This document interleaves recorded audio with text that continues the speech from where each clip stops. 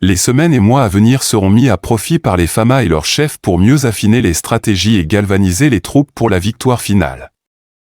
La Confédération des États du Sahel dans la perspective de renforcer ses bases, les questions sécuritaires sont prises très au sérieux, surtout au niveau de nos 3 frontières. D'où l'impérieuse nécessité d'avoir une réelle vue d'ensemble du maillage territorial. Cette audience avec le président de la Confédération de l'AES s'inscrit dans ce cadre des ministres.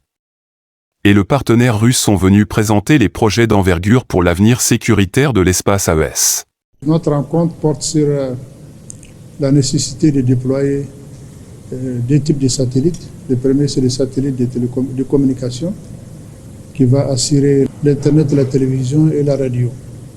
Le deuxième aspect du projet, c'est la constellation de 2 satellites. Le premier est un satellite optoélectronique qui va nous permettre d'avoir des imageries satellitaires et sur la sécurité et la défense et même le contrôle de nos frontières. Et la deuxième partie, le deuxième satellite de constellation concernera les radars de détection en matière de sécurité, en matière de prévention des catastrophes et de la gestion des catastrophes et de tout type de problèmes sur le sol. La troisième partie de ce projet porte sur la formation des experts. Nous venons d'être reçus par le président qui nous a soutenus et qui a demandé à ce que ces experts soient formés tout de suite. Ilya Tarazenko est le directeur général de GAV Cosmos, une filiale relevant de Roscosmos. À ses dires, sceller ce partenariat relève d'une importance capitale en reconnaissance des bonnes relations de coopération qui lient la Russie et les pays de la Confédération de l'AES.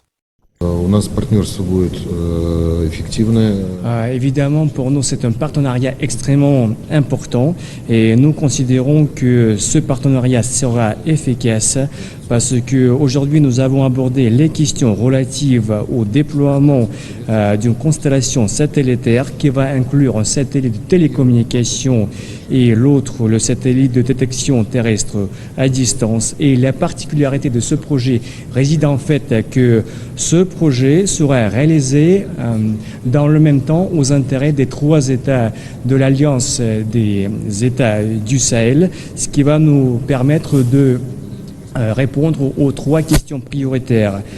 Tout d'abord, ça va permettre de contrôler et d'assurer l'observation et la sécurité aux frontières de tous les 3 États membres de l'Alliance des États du Sahel.